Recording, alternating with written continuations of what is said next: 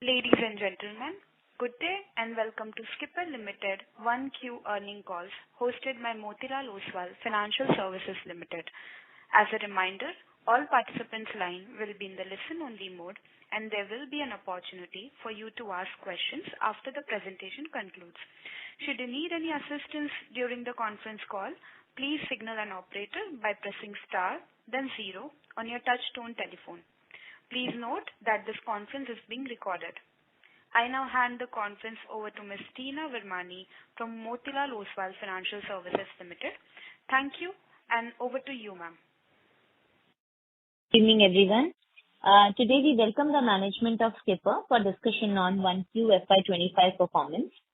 Management team is represented by Mr. Sharan Bansal, Director, Mr. Shiv Shankar Gupta, CFO, Mr. Aditya Dujari, GM Finance and IR. So over to you, Mr. Sharan, for your opening remarks, and then we will open the floor for Q&A. Thank you, Tina. Good afternoon to you all, and thank you for your continued interest in Skipper. Please take note that any forward-looking statements made during the call must be reviewed in conjunction with the risks that the industry and the company face. Some of the key operational and financial highlights in comparison to previous year quarter were as follows.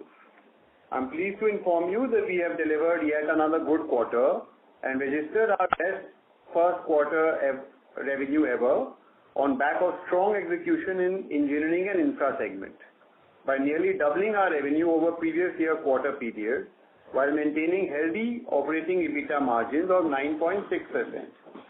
The net revenue for the quarter stood at 1092 crores against rupees 555 crores.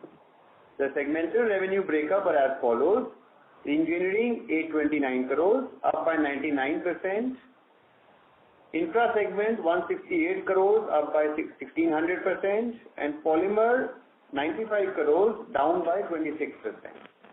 The company's engineering export sales almost doubled, reaching rupees 251 crores against rupees 127 crores and constituted 30% of overall engineering segment revenue.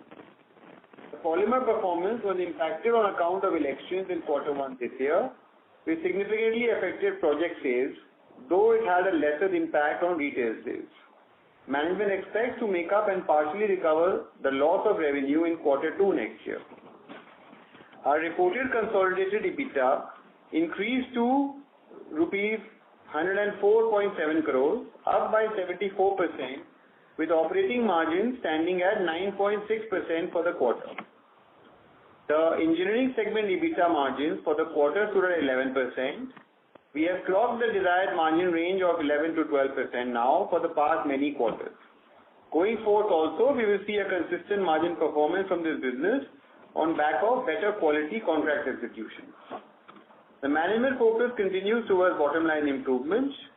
The consolidated PBT increased to 43 crores and PBT margin at 4% of sales for the current quarter period against 23 crores in previous year quarter. The consolidated PAT doubled to 32 crores against rupees 16 crores in previous year quarter, while PAT margins improved to 3% of sales. On the order front, I'm happy to inform yet another good quarter for us. During the quarter, company secured significant size domestic contracts from PGCIL and SEBs and export markets in Middle East and Africa, contributing to a total inflow of over 765 crores. Our current order book stands at a high level of 5844 crores, well diversified across sectors and segments. With an order book to engineering and infra segment sales ratio of 2.1 times FY'24 sales, we have revenue visibility for the next 2 to 3 years. The tender pipeline remains deep, with the current bidding pipeline at an all-time high of 18,000 crores, reflecting strong opportunities in both domestic and international markets. We are in advanced stages of negotiation to secure sizable international and domestic contracts. The vibrant domestic T&D environment aligns with Skipper's commitment to leverage India's transmission sector growth. With the government's focus on scaling renewable grid infrastructure and improving electrification, Skipper is poised to support this growth. Our qualification to undertake EPC project at the highest voltage level of 765 and 800 kV gives us a strong advantage. as there is very limited competition at this level. We are among the few companies in the country with the capabilities to execute these high voltage projects, backed by years of expertise and experience. Additionally, these projects offer better margins compared to lower voltage projects. In conclusion, Skipper Limited continues to deliver strong operational and financial performance, driven by our focus on execution excellence, strategic initiatives, and prudent financial management. We remain optimistic about the future and are confident in our ability to create long-term value for our stakeholders. Thank you, and I'm happy to take questions now. Thank you.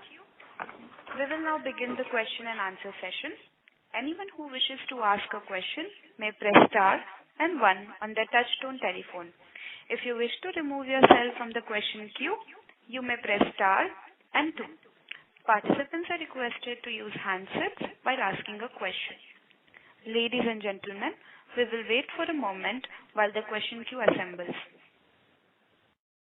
The first question is from the line of Rishabh Gang from Sacheti Family House. Please go ahead. Hello sir, am I audible? Yes sir, we can hear you. Yeah, thank you sir. So, I want to understand, how do we secure the international orders? Like, is it directly or through EPC players abroad? Have you seen decent repeatability of orders from certain regional vendors? And what kind of marketing or sales costs do we incur for sourcing these? Further, what are your international capabilities in terms of team size around sales and installation, and any sales office in a prominent market? Like, what has been the trend in that, and how do you think about it in future? Okay, I'll try and remember all your questions, sir. Number one, I think you asked about how do we secure these orders and whether it's from EPC or the utilities. So, it's a mix of EPC and utilities. Primarily, the orders come from the EPC contractors, and sometimes we also work directly with the utilities, purchasing the towers and poles directly. How do we secure them? Essentially, it's a long process of registration and approval which we have to take with the end customer. And we have been working on the international market for more than 15 years now, and getting ourselves registered and approved in various geographies, various utilities. So we have secured approvals in a large number of countries, which are there in our annual report. You can see that as well. And we are also continuously expanding upon that list. If you could please repeat your other 3 questions, please. Yeah. So, how does the repeatability of orders from regional vendors are like, or do you have to find different vendors every time once the order is complete? So basically, our orders are project-based. So, obviously, we do get repeat orders from a lot of large contractors. Like, we work globally with about 200 to 250 global EPC contractors. And obviously, we do a lot of repeat business with a lot of them. Sometimes it can be for the same geography, and sometimes it can be for different geographies where they are operating at also. So, but it is project-based. It is when they win project, that's when they enter into contract with us. Also, like, what have been your international capabilities in terms of team size around sales and installation? And do you also have some sales office in a prominent market, like maybe Australia for you or somewhere in the Middle East? Yes, we have sales and marketing people in almost about 6 to 7 countries right now, which are Skipper employees. And also, we work with a lot of representatives and other associates in various markets, and close to about 70 to 80 active markets for us.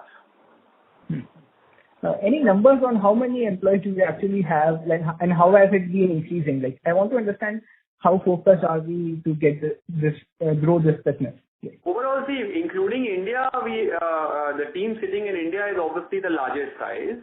We have a large international marketing team, and obviously this team is very mobile across continents and geographies. If you're asking specifically about international people, that is a little too specific, but essentially I can tell you that we have close to about a 30 to 40 strong international marketing team. And how much do we plan to increase it in the future? Any idea on that? So that is too specific, sir. I mean, it's hard for me to say. No. One more question, right? So before 2018, right, in 15, 16, 17, we used to get very attractive EBITDA margins.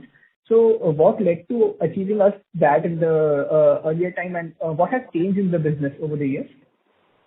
So even earlier, if you look at our main segment of engineering products, we always were delivering about between 11 to 12% EBITDA margins.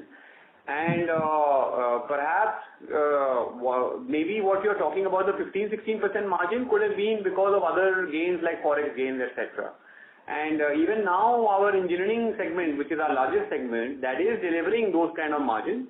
On a blended basis, the company, because of our other divisions, we are delivering roughly about 9.5 to 10%, which is also better than the industry average, I can tell you. On capacity utilization, how does the capacity utilization is, and what is the capacity size of majority competitors in India and abroad? And when you say you are a truly integrated T&D company, what do you mean by truly integrated? How does the competitor perform there, and how does it help us on EBITDA margin front? Yes. Okay, so in terms of, if you can ask me one question at a time, actually I'm losing track of your question. Sorry. What is the capacity utilization and capacity size of other competitors in India and abroad? Currently, our capacity, which is about 300,000 tons a year. Last year we were at roughly about 70% utilization. This year we expect to be about 90% utilization. In terms of capacities of other players in India, we have the largest capacity located in India. Other players, in terms of their global capacities, I would not be having up-to-date data, please. Okay. Any name of global players? KEC International is obviously a global player. They have capacities in a lot of geographies. The other would be large Chinese companies like Qingdao, Nanjing Daji, and then there could be Turkish companies like Mitas and Sara. Okay.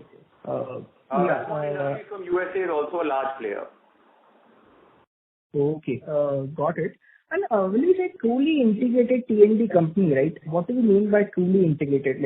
What are competitors not doing and that we are doing here? And how does it help on EBITDA margin front?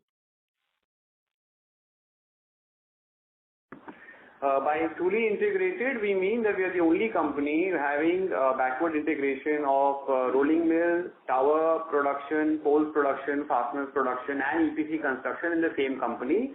To our knowledge, no other T&D company in the world has entire end-to-end integration within the same company. All right. That is very helpful. I have more questions. I will come in the queue. Thank you so much. Very good answer. Thank you. The next question is from the line of Gunjan Kabra from Niveshaay. Please go ahead. Thank you so much for the opportunity and very good set of numbers.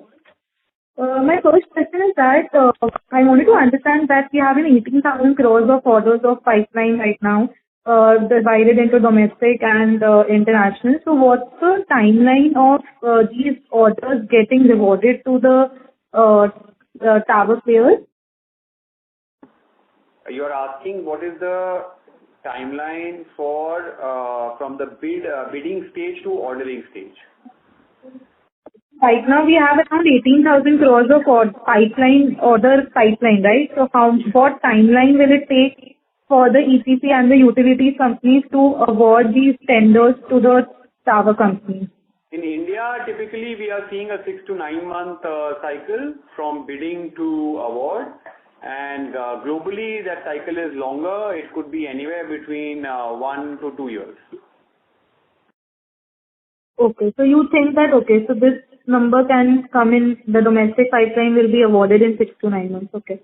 Secondly, I wanted to understand that the tower, how does it work in terms of, kV? So do we make for 220 kV, 750, is the tower business also work this way? Just wanted to understand from the sense that we are expanding by 75,000 tons. So what could be the incremental turnover from 75,000 tons? How is that determined? I mean, if PGCIL is giving you an order, for example, of 500 crores or 1,000 crores, then what's the ton that goes into that 1,000 crores amount? If you can explain in that way. So, in the sense, you will not get a straight one-to-one relation between the capacity and the revenue, because the overall revenue is mixed up of a lot of our segments of engineering products, infra segment as well as polymer. And also within the engineering segment, we have multiple products and services. We also provide engineering services with design, testing and R&D services. So it's a combination of a lot of various divisions of the company which contribute to the revenue. In terms of capacity, our largest product division, which is towers and poles, there we have a capacity of 300,000 tons, which we are expanding by 25% to increase by 75,000 tons. Yeah, so I was asking what is the estimated revenue that can come from 75,000 tons? So if 75,000 comes in, then what's the revenue that we can do? Or maybe if you can explain it, because you're spending 200 crores, so if you can explain with asset turnover, that how much can that incremental revenue come in with this revenue? Purely the capacity increase, because the overall capex will go towards enhancing our other services capability also, and as well as our overall debottlenecking of the plant. So I would say that this capex which we are doing presently will lead to additional revenue about 800 to 1,000 crores. 800 to 1,000 crores. Okay.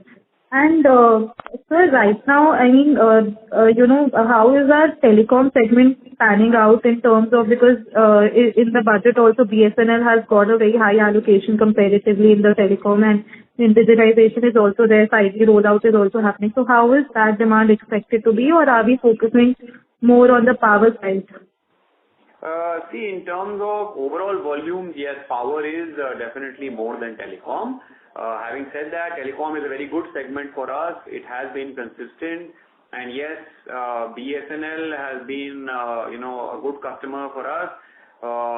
Government is very focused on enhancing BSNL network coverage. So I would say that yes, there will be plenty of telecom opportunities for us in the future. Okay. And one thing which I asked in the previous question, I wanted to understand, so towers also are determined by kV, right? So 765 kV, 220 kV, or then do we specialize in all segments, or we manufacture up to some range? No, of course, we manufacture the full range from the small gantry structures of a substation to lower voltage towers like 11 kV, 33 kV, 66 kV, and going up to the highest voltage, which is 765 kV and 800 kV. So we are present across the value chain in all the voltage segments. And sir, versus the competitors, because there are too many players also, so are we the only ones who are manufacturing into the all range, or there are other players also in India? I would say that as the voltage level goes up, there are obviously fewer and fewer competition, because fewer players have capability to manufacture structures at the highest level. In our segment, we have competition from about 8 to 10 manufacturers. 8 to 10. Okay. And lastly, sorry to interrupt. We request that you return to the question queue for follow-up questions, as there are several participants waiting for their turn. The next question is from the line of Darshil Pandya from Fintrust Capital. Please go ahead. Hello. Am I audible? Yes, sir. Yeah. Sir, what will be our order inflow for FY'25, expected order inflow? And one of the reasons I would also like to ask that, historically, as it is mentioned in the investor presentation, Q1 is something where we get more orders. So was it impacted due to the elections, or what was it? If you can please justify. No, that's not really the case where Q1 we get more orders. It's not exactly. If you look at last year also, our total order inflow was about 4,000 odd crores. Correct. Q3 was very low. Q3 was only less than 500 crores. So we got 402 crores actually. So honestly, there's no defined trend where any one particular quarter has less or more. Overall in the year, if you ask me, our aspiration is that we should secure anywhere between 4,500 to 5,000 crores of orders this year. And I believe that the Q1 performance is in line with the overall targets. Correct. Absolutely. And second question was, sir, you think post Q1 results, we may achieve more than what we have guided for the whole year?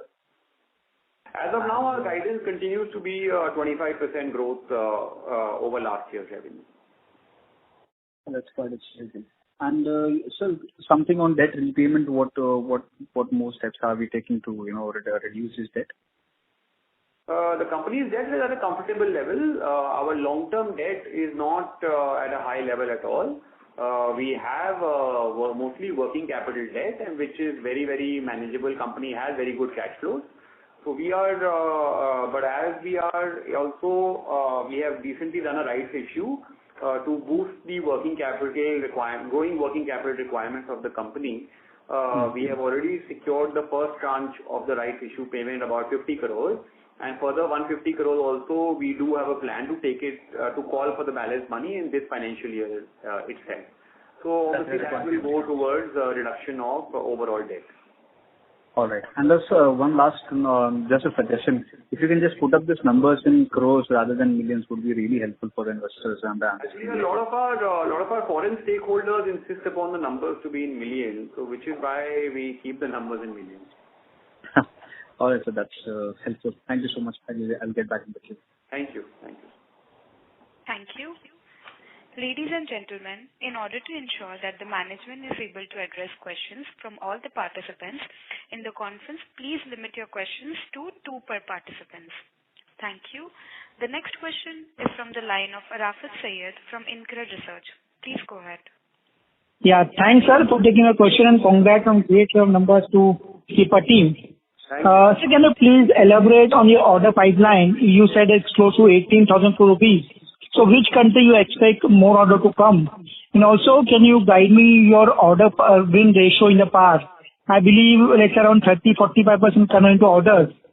So that would be great. Yeah, sure. In terms of our order win ratio, see the number changes, obviously on a year-to-year basis. On an average, we have been able to secure about 25% of the order pipeline or order bidding pipeline, and we've been able to convert 25% into actual contracts.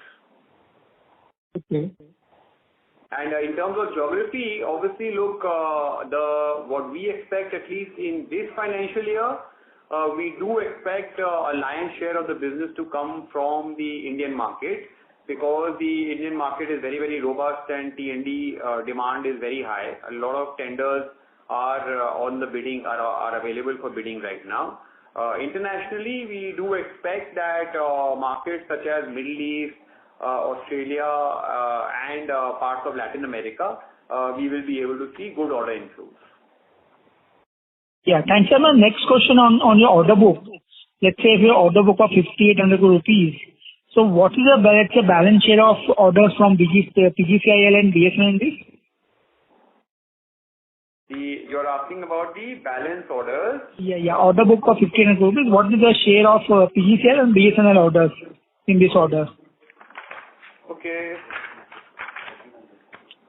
1,400 is yes. For 1,400 and this one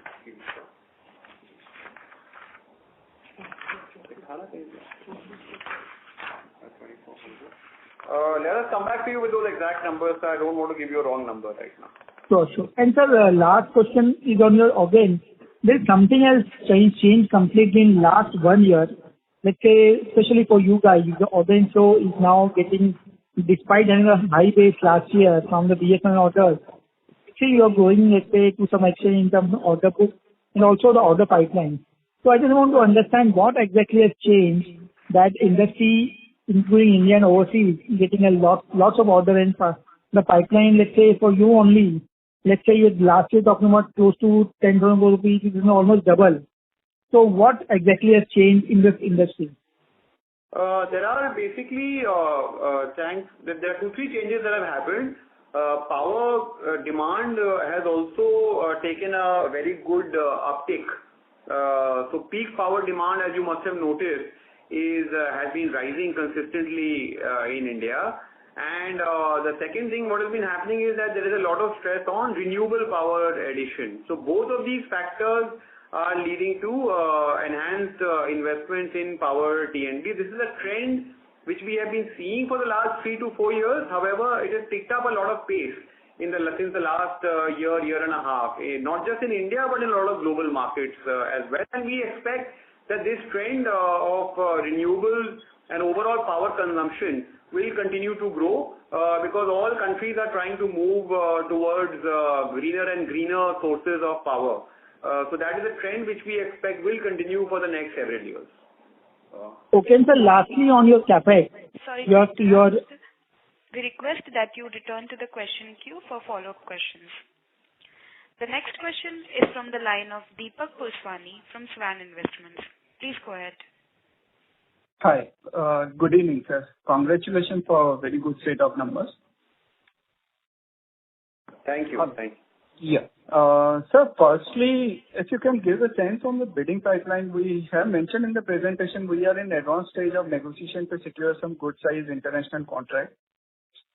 If you can give a sense in terms of the scope of client and quantum of the project, that would be really helpful.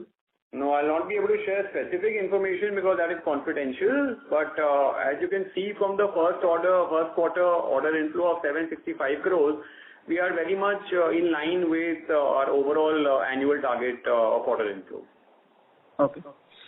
And secondly, sir, when we have maintained a revenue guidance of 25%, but if I were to look into the Q1 execution actually, then the next 3 quarters implying that is going to be flat.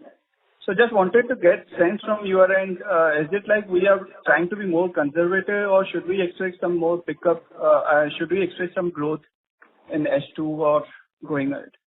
See, last year we have already had a very strong revenue growth from previous year 2,000 crores to about 3,300 crores last year. And even on this enhanced base, we have guided for a 25% revenue growth. So we feel that we would like to be conservative in our guidance, and of course the effort will be to perform better than the guidance given. And then, sir, coming to the engineering product, if I were to look into the EBITDA margin, this time actually the contribution of export projects, export revenue has increased 30%, whereas our EBITDA margin are at 11% versus 11.6% in the last year as a whole. How should we see this margin? I mean, should we expect when the contribution from the export market increase, should this margin improve further going forward, or would you like to comment on it?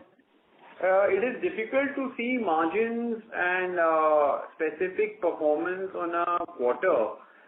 It will have to be seen more on an annual basis because individual quarters, they can have various quality of contracts being executed. So that is what determines the overall margin. So it is difficult to comment on. So sir, year as a whole, our export contribution will increase from here. So year as a whole, how should we look into the margin?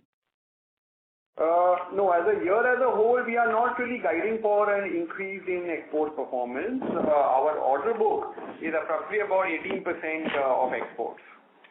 So that is the guidance for the overall export execution in the year as well. Okay. And then sir, 14%, not 18%. 14% is the export contribution in our order book. Okay. And secondly, sir, the way we request that you return to the question queue for the follow-up questions.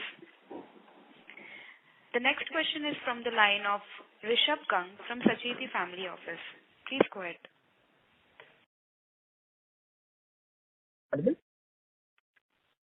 Yes, hello, please. Yeah. Sir, I wanted to understand what right for transmission and distribution and non-transmission and distribution such as railways and telecom, and which pockets of the world do you think sizable replacement demand will come? See, currently we are seeing most of our demand coming from new infrastructure build only and not really replacement build. Because as I mentioned earlier to the earlier caller, that a lot of our demand is being led by renewable power investment. So as renewable power investment is happening, that's what leading to T&D and other sectors growth. So we are yet not catering to much of India replacement market. Okay. But what are the useful life of towers that makes? About 40 to 50 years. Fine. I have been mentioning about these telecom towers, right? 8 lakh new mobile towers over next 2 years. Wanted to understand what has been the volume level sales for you in last 1 year on mobile tower front. Like this 8 lakh number, what is your view on this? I believe that players like BSNL, Vodafone, Jio and Bharti, all of them will have good expansion plans. And of course, we are working with all the operators. In terms of private operators, we have not seen much change in demand this year compared to last year. It's only BSNL where we secured the large contract last year is where we are seeing maximum execution happening. So in terms of other private players, the demand is with last year's demand. Any idea on volume for mobile towers that you have? Like how many towers that you have sold in last 1 year on telecom front? So that is again in terms of difficult to say, but telecom roughly makes about 20-25% of our engineering revenue. All right. I have no question. Can I ask right now? Should I come back? I prefer you request you to come back because there is a queue. Sure. Thank you. Thank you. Thank you. The next question is from the line of Hitesh Popat, an individual investor. Please go ahead. First of all, many congratulations for the good set of numbers. Thank you, sir. I have a couple of questions. If I could recollect the figures rightly, there is the infra division is not to the mark. So is there any specific reason or a spillover or haven't booked much revenue in this quarter? No, that is again, see, as I mentioned earlier, the numbers will have to be seen on an annual basis. On a particular quarter basis, see, it can be possible. And again, this quarter, because of elections, etc., there was some slowdown in execution. So honestly, overall in the year, we do expect good growth in the infra segment over last year. Okay, that's quite good. Another question would be, can you share the market share of T&D and telecom within India and globally?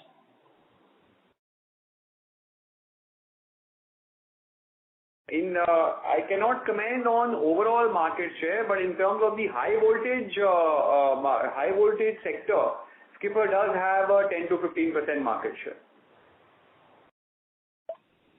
Okay, and overall, within India? Within India, yes. And globally? Globally, and it's a very difficult number to. I mean, it's anyone's guess. But we are one of the prominent players globally. Okay, that's fair enough. Lastly,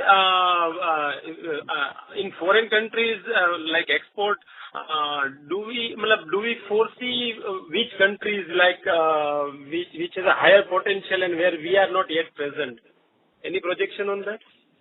Yes, I think we see a lot of potential in developed markets, particularly Australia, North America like US, Canada, and the European markets. So, except for Australia, we don't have much of a presence in North America and Europe right now. We are doing some small contracts in these geographies, but we are hoping for larger and more lucrative contracts from these places in the future. Okay, thanks a lot. Thank you. Thank you. The next follow-up question is from the line of Gunjan Kabra from Niveshaay. Please go ahead. Thank you once again. So there has been news articles stating that, by PGCIL that the orders worth rupees 44,000 getting delayed by 12 months, 32 months. So how is that? Because if that delays happen on the EPC side, on the execution side, then it might impact our order execution also. So how is the execution happening on the transmission side, if you can throw some light?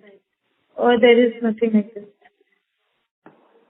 As such, see, there can be, we don't see really any much delay. There is a healthy pipeline and tenders are getting finalized at a regular interval. There may be some temporary delay of a few months because of the elections currently. But I think that also, now that elections are over, we feel that, the awarding activity will again come back to normal levels. So, as such, we are not concerned about any real slowdown as such.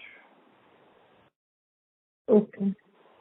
And sir, though you have answered this question in bits and pieces, but going forward, when we are growing at 25% for next 2-3 years, then can we have, the previous participant also asked that in engineering segment we had a margin of around 15-16% in 2015-16. So what can be the margin that we can, look forward to? Can it reach to 11%, or what's the number that you're trying to for the overall year, I'm asking?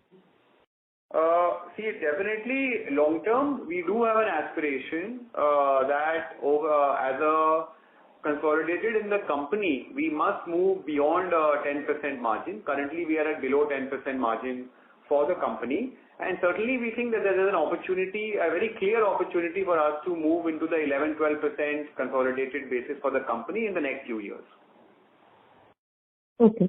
And the US and Europe themselves are expanding a lot on the transmission side right now. If we see the numbers that has been coming up from these countries as well, the T&D expansion is pretty high.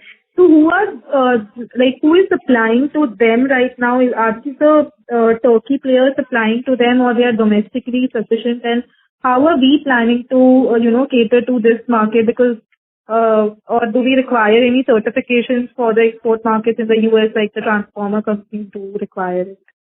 Certainly, we do require certifications, and we are approved by various engineering bodies like CWB, that's the Canadian Welding Bureau. And at the same time, we are also in the process of obtaining more and more certifications in North America, because the utility market is not driven by any one or two utilities. There are several hundred utilities across North America. Currently, if you ask me who is supplying there, I would say the largest market share there is with the Turkish manufacturers. And then also the Chinese manufacturers are active in the North America market. Otherwise, they also get serviced some from manufacturers in Brazil and Mexico, and apart from the local manufacturers who are present within the US, Canada itself. Okay. Got it. Okay. Thank you so much. And good luck to the entire team. Thank you. Thank you. The next follow-up question is from the line of Deepak Purswani from Swan Investment. Please go ahead. Thank you, sir, for the follow-up opportunity. So just wanted to check it out. The way growth has shaped it up for us, would it be fair to assume we would be requiring little more capital than what we have from the right issue, 150 odd crore? And last year our debt was at 575 crore. How should we look into that number year as a whole by end of this year? And consequent to it, in terms of the interest expenses, currently we are at 4.7% in this quarter. How should we look into this number year as a whole? Okay, so in terms of further capital raising, we don't have any immediate plans beyond the rights issue. As the company, because we feel that the internal accruals of the company will be strong enough to meet our growth plans. If once the rights issue proceeds are over, then we may look at further opportunities, if at all. In terms of the overall debt number, there may be some increase because we are in a capex mode now, and we have taken up a capex of 200 crores plus this year to enhance capacity. So and also the working capital, there may be some expansion as the growth comes. So again, you can expect some moderate growth in the overall debt number in line with the overall top line of the company. And interest as a percentage of revenue? Interest as a percentage, certainly last year also we had an improvement in the interest percentage, and this year also we are expecting that a further improvement as a percentage of sales. Okay. Should we expect it come down close to 4% year as a whole? Our aspiration is to go below 4.5%. Okay. And secondly, sir, on the polymer business, I mean, if I were to look into the last year, the growth actually moderated to 11% in the last year. And this quarter, again, there has been some decline, though you have mentioned in the presentation regarding decline in this quarter. But if you can throw some light, I mean, why this business is moderating actually, and also how should we look into going ahead? No, so there's no moderation as such in polymer. It continues to do well for us. This year, particularly this quarter, I think the sales were affected because of election and especially the project sales. Despite that, the retail sales have grown by about 20%, and we expect that in the further quarters, sales numbers will rebound. Okay. Actually, sir, in the H2 also there was some decline in revenue. I mean, in Q3 growth was 11%, and Q4 it has declined by 30%. So just wanted to check it out. Overall, I think last year also the commodity prices had some role to play because in the overall market demand. But I think demand should certainly be stable for the rest of the year. Oh, thank you. Thanks a lot, and wish you all the best. Thank you. Thank you. The next question is from the line of Rishabh Gang from Sacheti Family Office. Please go ahead. Yeah. Thank you. I wanted to understand more on the polymer side, like what has been the volume growth for us, and how do we compare with other listed players in terms of revenue, volume, and margin growth? Any idea on that, sir? Sorry, could you repeat the question, please? Yeah. Am I audible? Yeah. Please repeat the question. Yeah. So, how has the volume growth been, and how do you see it? And how are we comparing the listed players in terms of revenue and margin growth for the polymer business? So this quarter we have a volume degrowth. So basically, against last year quarter number of 8,880 tons, we have grown by 10%. So that was basically 8,000 tons. And that's primarily being the reason, has already been explained, that this being an election year, the project sales had been impacted, though we have seen a 20% growth in the retail sales number.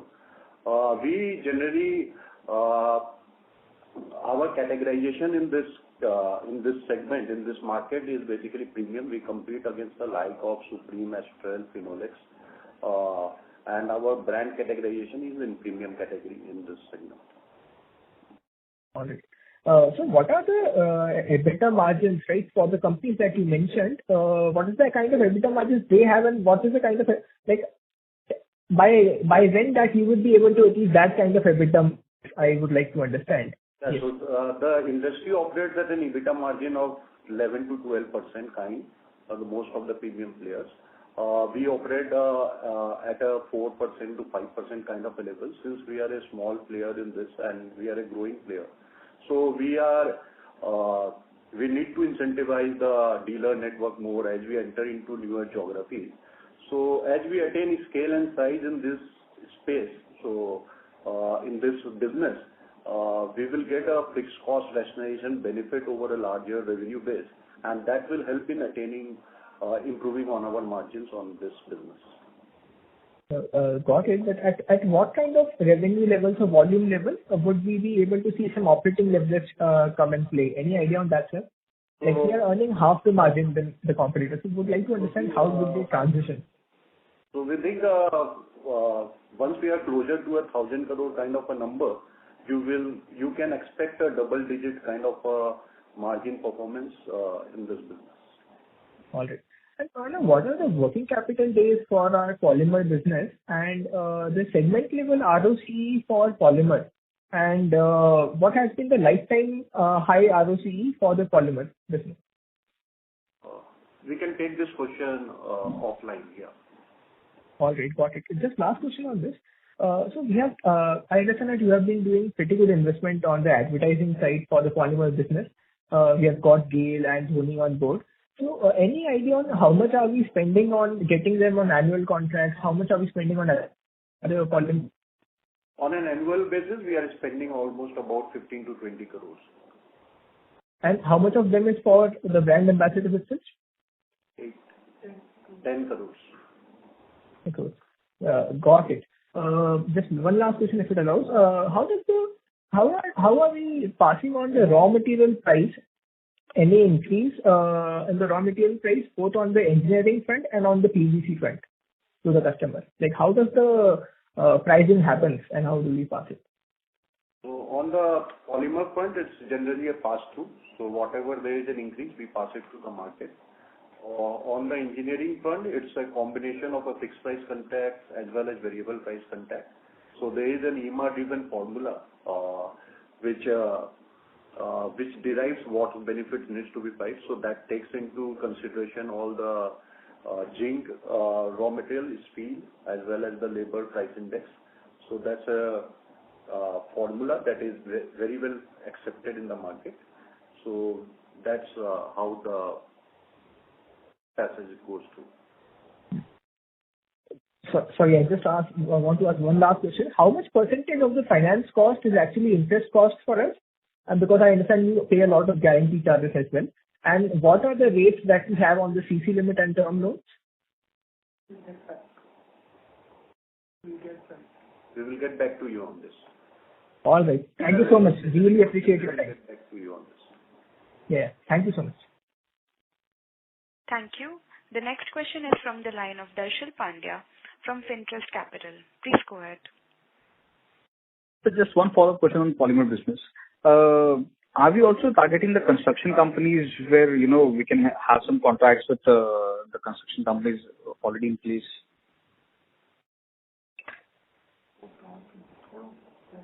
Hello? They form part of our, basically on the project side business. There's some portion of our sales goes to those construction companies. That's okay. And what would be the mix of private versus government? Are we also giving it to the government? Or are we providing? So most of our sales are to the retail. Government constitutes almost about 5 to 10% of our revenue. 5 to 10%. And just on the last question, one of the participants asked you about doubling the margins in this polymer business. So FY'24 number would be how much in the polymer business? How much business have we done in the polymer business? 450. So last year we did almost about 450 crores. Okay. And you're saying that once you reach the 1,000 level, you will be doubling it. So what are the aspirations of the company to, how quickly when we can reach at this level? In the next 2 to 3 year time, we see reaching up to that level, yeah. Oh, okay. All right. Thank you so much and all the best to the team. Thank you. Thank you. The next question is from the line of Pratik Bhandari from Art Ventures. Please go ahead.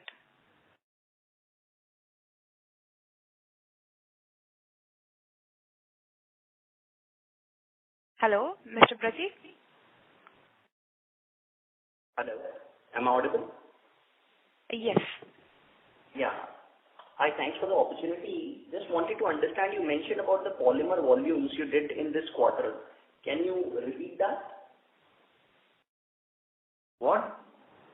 Volumes done in the polymer business. The volumes that we have done in this quarter is 8,000 tons. And what was in the last quarter? The last quarter was 9,000. All right. So there is a degrowth of approximately 10%. Right. Oh, thanks. Thank you. The next question is from the line of Rishabh Gang from Sacheti Family Office. Please go ahead. Yeah, thank you for the opportunity. Wanted to understand, like, what is the risk on the side of a product?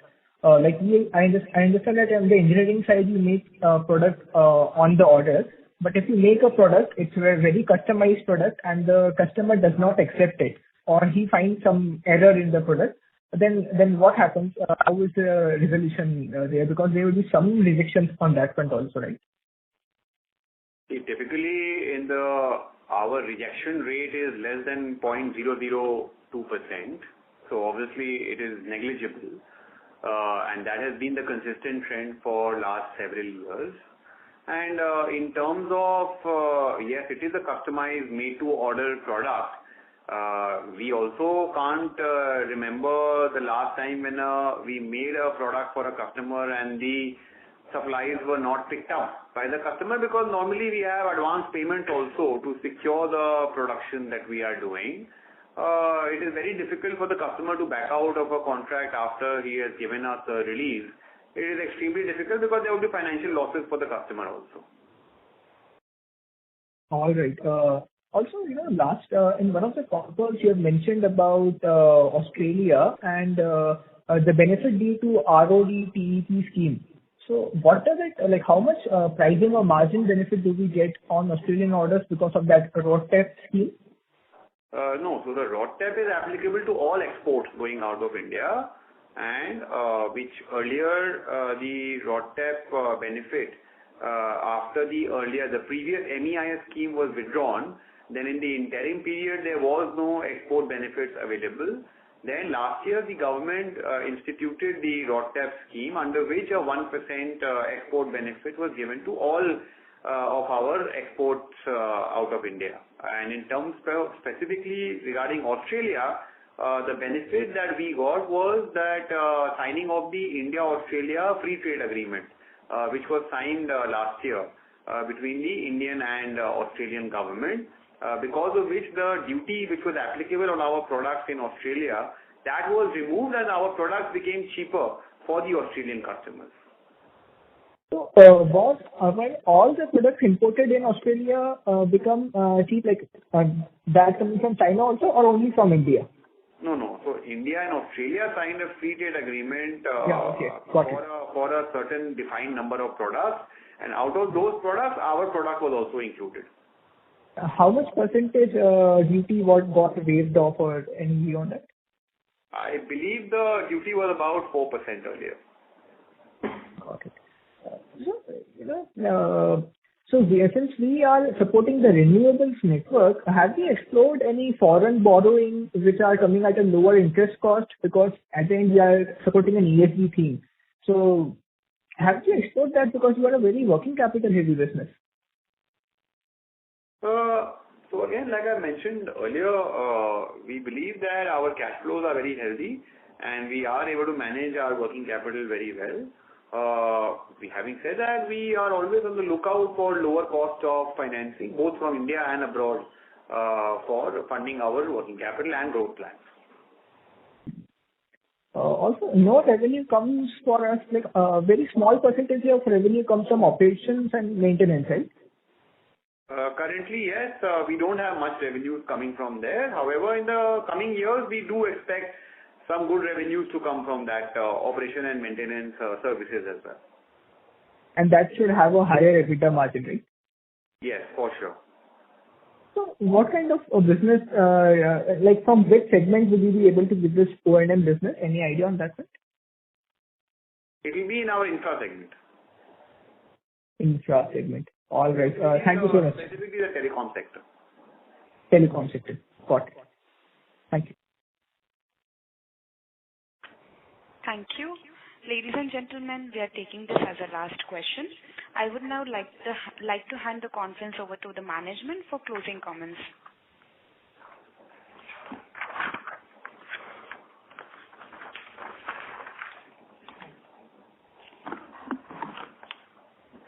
We are confident of delivering profitable revenue growth with a consistent margin in the current year and expect to clock revenue growth in excess of 25% CAGR for the next 2 financial years on back of pending engineering and infra contracts and improvement in polymer segment performance. Our diversification into international markets and sectors will help us to choose higher margin orders coming our way and provide us an opportunity to be spoiled for choices across the sectors, aiding to continued better margin performance, improved bottom line profitability and capital return ratios in the coming quarters.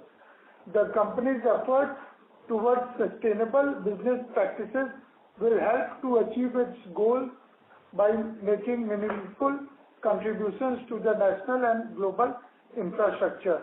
We appreciate your continued support and look forward to interact with you again in the next quarter. Thank you.